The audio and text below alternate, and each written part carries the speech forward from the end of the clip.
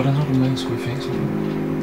Hvis jeg var enlig, så ville det være nemt nok. Så skulle jeg bare lige arrangere mig med nogen, der vandede planter.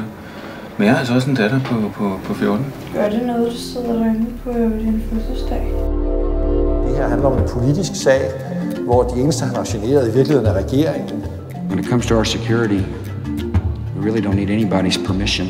Og dertil kommer den farlige trussel fra atomvåben.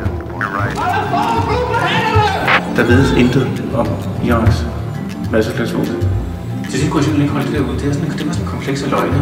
Og derfor valgte jeg som en sidste desperat handling simpelthen, og så går jeg til medierne. Statsministeren har videt befolkningen. Hvornår holder Anders Fogh Rasmussen og Per Stig Møller op med at løbe? Du prøver at hænge mig op på en begrundelse, der ikke var vores. Frank Søren Breivik straffes med fængsel.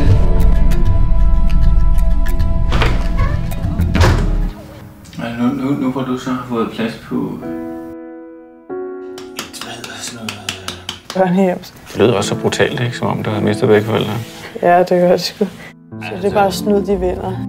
Jeg vil ikke indlade mig på nogen debat med en medarbejder, der er fyret. Sådan en løgn, hvor jeg skal leve med. Jeg får det dårligere. Jeg bliver syg.